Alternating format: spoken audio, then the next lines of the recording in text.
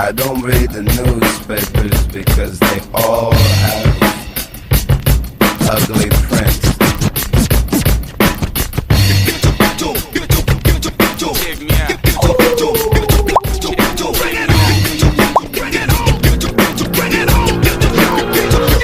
At the starting of the week, at Summit Talks, you'll hear them speak.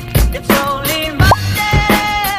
Hai, kembali lagi di OTW Obrolan Taman Waruri. Berangkat.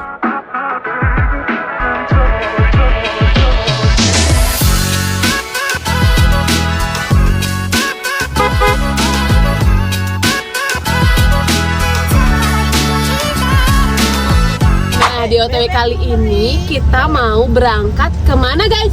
Ke ulang tahun teman kita. Happy birthday buat ulang tahun. Iya, oh bajunya udah bagus banget. Iya dong, biar juga udah udah cantik lah, udah semangat nih kita mau ulang tahun. Tapi sebelum kita kayak cek dulu deh perlengkapan Iya, kita takutnya guys. ada yang ketinggalan ya. Betul. Denis, apa aja? Aku udah to-do list tahu apa aja yang kita perlu. Apa aja? Apa aja tuh? Tapi ulang tahun. Cek. Tapi udah.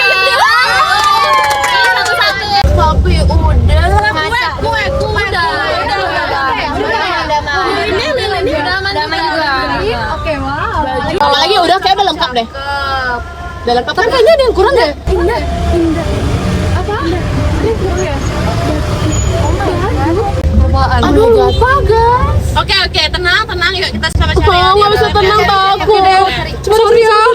Pokoknya cari aja di toko internet curugnya badut. Oke. Badut. Kok yang muncul baru joget-joget sih di sini? Kenapa ada badut semua? Kalian nemu nggak? Bentar. Belum nemu. Aku nggak ada sih guys. Adanya di sini badut joget-joget. Kalau kamu Bahkan joget-joget di jalanan. badut biksu malah ada keluar. Guys, aku nemu tapi pada kayak harus di booking dulu sama Hamin 7 sama Bisa Magdalena. mendadak bisa seminggu. Kita perlunya habis ini banget hari ini. Coba kamu dapetnya apa? Mau hari ini banget, mau hari ini mau badut. Apa sih? Lucu banget badut Oppo. Badut Oppo sama badut biksu berantem. Berbaris. Ada yang ngomong Enggak. Aku nggak ada. aku bingung deh, padahal aku cuma tulis badut ya. Aku yang keluar tuh bawa berita kemiskinan badut, profesi badut jalanan. Maksudnya berjalanan apa? Badut lagi ulang tahun terus di jalanan gitu. Tadi kamu katanya juga nemu badut jalanan kayak gitu. Aku tadi ngeliat badut. Iya sih. Iya sih, Badut tapi joget-joget itu tapi di badutnya jalanan. yang versi joget-joget. Tapi emang sih dia di lampu merah gitu. Itu bisa dijadiin badut jalanan ya? Kan ya? Coba badut gimana sih badut jalanan tuh? Nis, bisa kamu cari nggak? ternyata badut jalanan itu sebuah profesi guys. Sebuah profesi. Terusnya netap gitu sebagai kayak dia mau berangkat kerjanya jadi badut. Iya itu kan pekerjaan normal, tapi ini tuh versi jadi badutnya gitu loh dah. Oh, Bayang nggak? Iya, dan. Sampai aku pernah ketemu badut kayak gitu di jalan. Jadi kamu ngerti kan apa yang Aku ngerti. Dan fun fact-nya dia tuh bawa anak. Jadi dia posisinya tuh kayak gimana? Coba bayangin, Ini kan dia profesi kan tadi yang kayak Denis bilang. Dia pakai kostum badut, tapi dia bawa anaknya dan dia stay di satu tempat. Jadi dia kayak maaf ya ngemis. Iya. dia ngemis. Wow. Tapi dengan kostum Bener. pakaian semua itu badut. Iya. Padahal kan badut itu kan menghibur harusnya kan. Tapi dia di sana ngemis. Iya. Kayak sedih gitu ya. Bentar deh guys. Menurut kalian ini salah satu contoh dari yang pernah kita pelajarin nggak sih tentang kemiskinan? Kayaknya masuk deh. Masuk yang kita waktu di sosiologi kemiskinan. Iya. Coba deh kita pikirin. Tadi kan Denis bilang kalau badut-badut itu di jalanan, berarti dia secara tidak langsung nggak menetap. Terus yang dari Dita bilang juga, dia tuh sampai membawa anak yang mungkin aja bisa secara simbolik dijadiin representasi untuk menggait empati orang lain. Ya nggak sih? Dia dikasihanin terus orang-orang, oh tapi yaudah kasih aja uang biar demi anaknya. Tapi dengan cara itu dia jadi males-malesan ya sih, karena dengan kayak gitu ya udah orang-orang bakal kasihan deh kayak sama aku, jadi ya udah aku bawa aja anak aku kayak gitu ya. Kalau kalian pernah lihat gak badut kayak gitu juga di jalan? Iya banyak sih. Pernah sih pernah lihat. Masih pernah lihat kan? Apalagi di kota Denpasar banyak banget ya sih. Iya. Jujur. Ya kan? Kalau misalnya tadi Dita yang ngelihatnya semacam pengemis, maksudnya yang emang pure cuman minta-minta, aku malah Lihat badut yang pengamen. Dia tuh aku tahu maksud lo. Kemarin aku dapat lihat. Jadi teman si badut dia bawa kayak sound yang dikalungin. Jadi itu sebenarnya biasa dipakai pengamen. Tapi tuh orang yang menjadi badut juga tuh dia membawa itu nggak sih? Jadi kayak pengamen badut. Jadi dia pengamen sambil menjadi badut. Jadi kayak dikombinasi cara kerja pengamen dan juga badut. Kenapa jadi kayak gitu? Kenapa bisa jadi kayak gitu ya? Coba deh kita coba korelasiin, kita pikir-pikir lagi, refleksikan apa yang pernah diajarkan kita tentang sosiologi kemiskinan. Coba kita cari materi sama Oke.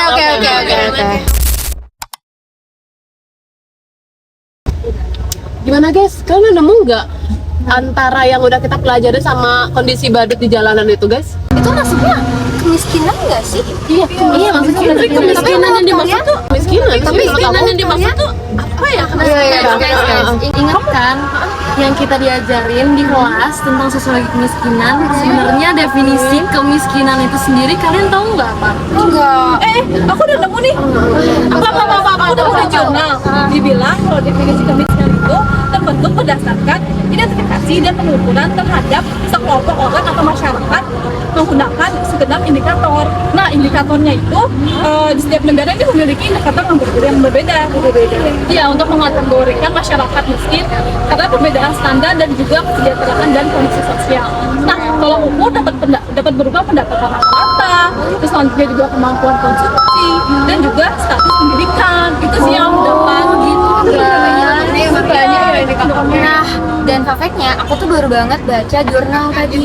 Jurnalnya itu dia meneliti tentang badut di kota Makassar. Itu tuh badutnya ada pas zaman COVID dan dan di badutnya tuh kira-kira tuh sekitaran umuran 6 sampai 17 tahun. Wow, masih kecil lebih kecil dari kita sih guys. Sekitar gitu. Tadi kamu bilang kamu kemarin ngeliat badutnya itu bapak-bapak. Iya. Tapi yang barusan 17 sampai 18 tahun. Iya, di jurnal. Jadi badut itu sebenarnya nggak kenal umur nggak sih? Tapi 17 sampai 18 itu seumuran kita banget ya sih? Ya dimana kita itu masih SMA, masih belajar lah ya, istilahnya masih sekolah, masih mereka tuh menempuh pendidikan. Iya. Tapi ya kalau menurut kalian kenapa ya ada orang yang sampai mau berprofesi sebagai badut jalanan, apalagi di usianya sebenarnya tuh masih ideal banget untuk mengejar karir dan mengejar pendidikan? Kenapa ya? Kalau aku sih, kalau yang tadi ya masalah jurnal yang kita temuin itu kan waktu zaman COVID. Ya. Aku juga sebelum COVID itu nggak pernah lihat itu ada badut. Ada yang profesi sebagai badut. Iya, aku jarang banget. Mungkin sebenarnya ada tapi nggak sebanyak sekarang. Iya. Udah sekeliaran sekarang gitu. Jadi kalau bisa aku simpulin tuh kayaknya gara-gara COVID itu deh guys. Maksudnya orang-orang tuh di PHK, terus orang-orang juga jadi malas untuk. Misalnya kita kan kuliah dan belajar juga online ya. Jadi mungkin kayak orang-orang tuh pakai set jobnya gitu, makanya umur-umurnya tuh masih umur-umur kecil kayak gitu. Jadi itu bisa dibilang kemiskinan kultural itu. Mungkin ada paksaan atau gimana dari keluarga kayak gitu. Berarti triggernya tuh bisa dibilang karena pemangkasan pekerjaan itu Iya, ya. betul. Tapi kalau itu kan zaman COVID ya. Sekarang kan kita udah nggak COVID. Berarti apa dong yang berhubungan sama pekerjaan yang masih ngebuat orang tuh rela gitu? Iya, buat jadi jadi Aku ketemu nih. Apa tuh? Gimana ada motif menjadi badut jalanan? Oh, berarti itu Alasannya. Alasannya. Jadi disebabkan itu oleh faktor ekonomi juga yang tadi kita dibahas. Iya. Terus keterbatasan keterampilan atau sumber dayanya, selanjutnya juga rendahnya pendidikan dan bagaimana hidup sebelumnya. Jadi mungkin ada trauma tersendiri dari badut itu ya.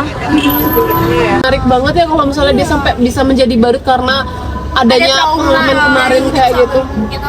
Ya kalau misalnya pendidikan sih yang kita lihat ya di Bali itu bahkan pemerataan pendidikannya juga nggak terlalu merata gitu ya. Banyak itu desa-desa kecil itu yang belum dapat pendidikan kayak kita. Kita bersyukur banget itu udah dapat pendidikan yang baik. Makanya juga di sini tuh pas mereka ke kota Denpasar, mereka tuh mengharapkan ada pekerjaan yang bisa yang bisa tetap dan punya gaji yang tetap dan bisa menghidupi keluarga mereka di kampung mungkin ya. Makanya itu mereka pada kesini dan tidak mendapatkan profesi yang bagus dan jadilah si badut itu. Tapi karena dia adanya profesinya itu gara-gara banyaknya syarat-syarat lowongan kerja nggak sih? Jadi dia udah mengharapkan nih kita bakalan ke Denpasar dengan kota di Bali gitu, pasti udah bakalan ada uang yang ada ya lowongan pekerjaan. Aku setuju deh sama Indah. Tapi kalian tahu nggak sih kalau syarat-syarat lowongan kerja itu kan minimal SMS derajat ataupun bahkan minimal S1. Benar. Yang kita udah bahas sendiri tuh mereka aja mungkin SMP aja tuh nggak selesai, SMA aja nggak selesai. Bahkan SD pun Bahkan SD ya. Mungkin ada juga orang yang udah berumur beratas itu masih susah untuk baca tulis ya sih. Buta huruf. Jadi dengan keterampilan mereka yang staff dan sih berarti itu nggak sih? bener-bener deh. Kayak pilihan terakhir gitu lah yang last option banget tuh. Ini tuh kalau misalnya kita cocok logiin ya sama materi yang pernah kita pelajarin dan pembahasan kita juga, ini tuh kayak kemiskinan struktural nggak sih? Coba deh Anjani, coba analisis atau coba kasih tahu kita. Aku kayak perlu bantuan deh buat kemiskinan ini. Struktural. Anjani tahu nggak atau teman-teman? Ada yang inget nggak sih? Ada inget gak kemiskinan struktural? Berarti menurut aku dari pemerintahnya juga nggak sih? Benar. Mereka berimbang Dari lingkungan keluarga, lingkungan mereka hidup yang bertumbuh berkembang. jadilah mereka kayak termotivasi untuk jadi badut itu. Kemudian pemerintah juga nggak mendukungnya tuh loh. Karena kan lowongan pekerjaan di Indonesia kan sekarang kan kecil ya, dan nggak meluas. Jadi kayak terus ditambah lagi dengan syarat-syarat yang banyak banget. Kayak harus bisa memenuhi syarat tersebut. Jadi mereka terpaksa untuk oh ya udah saya bisanya jadi badut. Dan soft skill yang mungkin basic aja mungkin mereka bisa aja nggak punya. Jadi juga mereka diajakin sama teman-temannya di lingkungannya itu. Ya udahlah jadi badut aja nggak usah. Faktor lingkungan emang udah kita kerja juga orang-orang kasihanin kita istilah. Iya. Oh, jadi ibaratnya nih ya kalau kita gabungin berarti adanya fenomena baru jalanan ini tuh sebenarnya bisa dilihat secara struktural dan kultural. Yang struktural tadi berarti kayak kata teman-teman juga itu karena adanya regulasi dari pemerintah yang kurang merangkul orang-orang yang teralienasi secara standar sosial. Dan secara kulturalnya kayak tadi Dennis bilang itu karena dia mungkin nggak punya kesadaran untuk memiliki karir yang lebih profesional, formal ataupun maju kali ya. Iya. Itu menurut aku sih daya juang mereka juga kurang. Makanya lah mereka dari itu juga kan kultur orang Indonesia kan juga gimana ya, mereka kebanyakan daya semangat juangnya tuh kecil. Menurut aku ya. Jadi motivasinya juga nggak ada gitu. Jadi lingkungan mereka juga kurang mendorong mereka untuk mempunyai pekerjaan yang menjanjikan dan tetap itu. Aku jadi keinget deh waktu ini Maria sama Dennis inget nggak sih waktu kita mau beli es krim di Alfamart, kita tuh ketemu sama itu kan ya? Iya, sama seorang badut.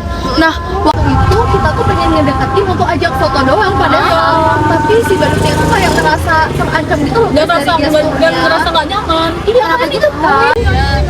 Nah itu gimana ya? Mungkin apa dari masyarakatnya ada yang punya masalah gitu sama badutnya tuh gimana? Coba deh cari berita sesuatu gitu di internet. Siapa tahu kita bisa nemuin mereka tuh sebenarnya ngerasa terancam karena pernah mengalami sesuatu gitu yang buruk terhadap mereka dari profesinya. Coba ya. Aku ada guys, aku baru banget nih. Yang kemarin 4 bulan lalu aku atau apa di daerah Denpasar. Baru ya? Iya baru banget dong. Di daerah Denpasar itu ada badut yang kayak badut apa ya, karakter gitu loh, bukan badut ulang tahun tapi badut karakter.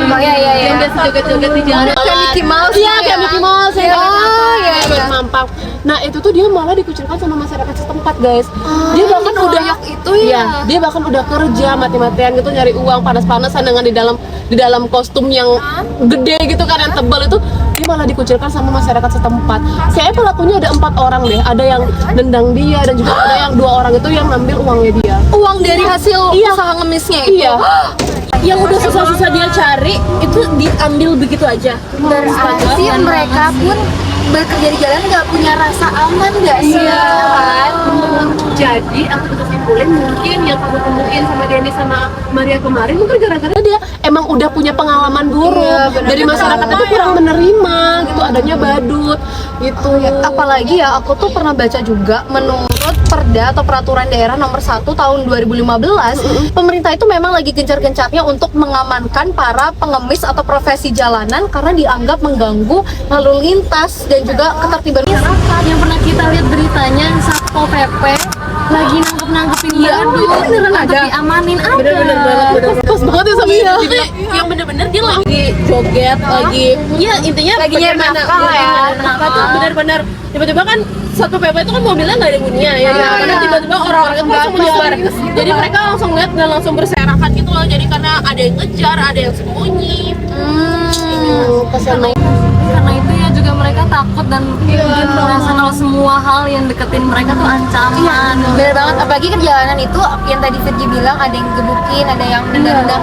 Itu maksud kriminalitas kita di Indonesia ini meningkat nggak sih? Gara-gara tadilah yang kata pekerjaannya kurang, makanya penghasilan badut aja diambil sama orang yang random di jalan. Bahkan itu orang yang bukan mereka kenal gitu juga. Jadi kayak kemiskinan itu juga memunculkan kriminalitas kayak bodoh amat aku melakukan apa aja yang penting aku dapat uang. Entah itu tuh dengan cara yang benar atau dengan cara yang salah. Faktor buruknya jadinya, faktor negatifnya itu gara-gara kita miskin, jadi kita dengan adanya juga pendidikan yang kurang, kita asal punya pemikiran yang kayak simpelnya gimana ya udah satset gitu aja, dapat uang itu melakukan kriminalitas kayak gitu. Menurut kalian tuh cara menanggulangi ini gimana? Bayang nggak sih fenomena si badut jalanan ini tuh udah ada faktor kemiskinan strukturalnya juga dan kulturalnya jadi makin kompleks gitu kan ya. Aku jadi membayangkan deh kayak cara penyelesaiannya tuh kayak apa gitu untuk memecah kompleksitas dari fenomena badut jalanan ini. Kalau menurut kalian gimana?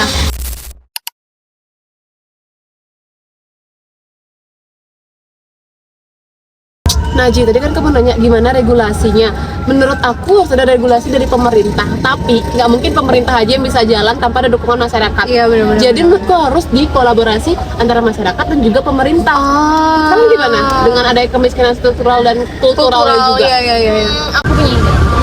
Jadi kan kita tadi lihat dari dua aspek, yaitu kemiskinan struktural sama kultural. Nah, coba kalau dari kemiskinan kultural, tadi kita udah bicarain kalau misalkan orang yang berprofesi sebagai badut jalanan itu, mereka tuh nggak mau berkembang. Kenapa? Karena mereka punya lingkungan ya yang udah senasib, jadi mereka nyaman di situ dan nggak mau berkembang. Ditambah lagi, kalian tahu nggak guys, mereka mengandalkan empati dari masyarakat sekitar. Kayak yang tadi bawa anak itu nggak sih? Kan orang Indonesia kan empatinya sangat tinggi ya. Dengan siapa di sini nggak enakan ya teman-teman? Jirakul. Makanya, jadi kan makanya ada apa ya, anak tuh sebagai simbol untuk menarik perhatian masyarakat. Ditambah lagi yang lingkungan tadi tuh makanya daya juang si badut tuh rendah. Makanya pola pikirnya harus diubah. Pola pikirnya tuh pertama emang harus diubah sih dari Biar bisa berkembang lagi. Nggak yang kalau dari di situ. iya, kalau di kultural sih kayak gitu ya menurut aku sama jadi Struktural deh. Siapa yang mau ada ide gitu? Kayak kita berdua aja sih, karena kita sama-sama punya opininya sendiri. Coba. Jadi gue pikir nggak, kalau pernah kasih lihat aku komentar di postingan Instagram, kalau ada sebenarnya tuh ada pelatihan untuk orang-orang yang bisa dibilang pengangguran atau yang belum punya pekerjaan. Iya ada guys. Itu kan dari pemerintah gitu. Iya, jadi pelatihan itu dari pemerintah kayak gitu untuk menanggulangi pengangguran mungkin ya, untuk mengurangi pengangguran sama kayak orang-orang yang nggak bisa mengstandarisasi standar untuk mendapatkan pekerjaan yang pasti. Nggak bisa ngikutin standar pekerjaan. Iya. Jadi itu sebenarnya ada cara untuk akses terhadap pekerjaan formal dan perlindungan sosial. Sesuai dengan yang tadi, itu ada pemerintah daerah menyediakan pelatihan keterampilan. Yang dimana di dalam pelatihan keterampilan itu ada menumbuhkan soft skill atau basic skill yang harus kita miliki. Atau minat dia untuk membuka UMKM. Kan tahu kan UMKM itu apa? Iya. Tahu. jadi mereka diberikan model usaha selain memiliki pekerjaan Yang formal dan stabil. Jadi kalau misalnya jadi badut sendiri kan dia tuh penghasilannya nggak pasti. Iya. Tahu nggak sih penghasilan badut tadi kamu bilang berapa deh?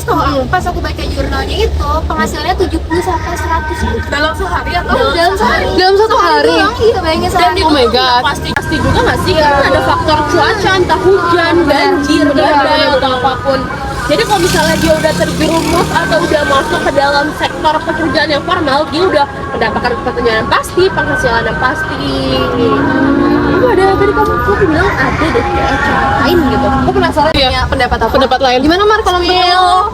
Jadi ini yang aku baca itu ada pendidikan anak dan korban badut jalanan salah satu contohnya. Gimana tuh? Banyak badut jalanan sebenarnya ada kepala keluarga. Iya, itu kayak Andi bilang tadi berarti. dengan penghasilan segitu Iya, menghidupi keluarga. Kita nggak tahu ya dia punya anak berapa, punya keluarga orang tua mungkin yang harus masih dibiayai. Maka dari itu perlu banget nih akses pendidikan gratis dan juga bantuan sekolah. Dimana anak-anak itu untuk anak itu kan penting banget banget gitu Ya, untuk masa depannya. ya, generasi emas lah ya. Ya, jadi itu juga bisa jadi apa ya, sebagai memutus rantai kemiskinan. Benar-benar. Sebenarnya pendidikan juga sebagai salah satu harus salah satu cara. itu kan jangka panjang ya jadinya. Kayak sepertinya kan kayak pemerintah juga suka kasih bantuan sosial yang mungkin tapi terlihat jangka pendek tapi jangka panjang itu juga berpengaruh dan dibutuhkan gitu. Berarti nih ya kalau disimpulin secara kultural dari masyarakat termasuk dari orang-orang yang berprofesi sebagai badut itu mereka harus punya kesadaran untuk mau berkembang dan bermobilisasi sosial supaya kehidupan mereka nggak stagnan dan hanya mengandalkan kehidupan dari empati orang lain. Betul. Sedangkan kalau yang tadi Dennis sama Maria bilang dari strukturalnya pemerintah tuh juga jangan cuma memberantas tapi juga harus membantu benar-benar masyarakat untuk bisa dirangkul dan dicarikan penyelesaiannya misalnya dengan pemberian pelatihan, pemberian modal usaha dan juga pemerataan pendidikan yang inklusif buat semua orang. Kayak gitu nggak sih? Iya. Dan tentunya juga yang dibilang sama Anja nih, jangan jangka pendeknya aja, Iya. harus juga dipikirkan jangka panjangnya Investasi gimana. jangka panjang. Kayak gitu. Tapi ya, dari semua itu kayaknya kembali lagi ke diri sendiri nggak sih? Iya. Kalau Gimana tuh? emang dari dirinya sendiri udah nggak mempunyai minat, jadi dari pemerintah, dari masyarakat pun tuh bisa Bakalan jadi nggak susah ya. mempan. Bakalan apa ya, kayak ya udah kurang aja. Guys, kayaknya kita udah banyak yapping deh. Ada benar. Ini jam berapa? Udah mau jam 3. Ya ampun, kita udah ditungguin deh kayaknya. Badutnya udah dapat kan Denis? Coba di chat. Disclaimer ya teman-teman. Teman-teman yang dengerin ini ngomongin badut, badut belum Iya, sih? iya. Kita udah mau berangkat. Ternyata Gimana tuh? sama yang satu lagi ternyata dia udah ngomongin badut dari Ya elah, tahu gitu nggak ribet nyariin badut dong.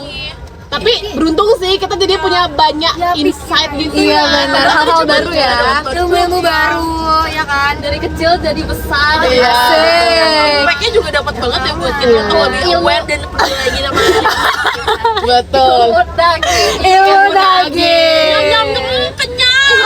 Udah yuk guys ya, udah jam segini juga. Yuk kita OTW yuk. OTW.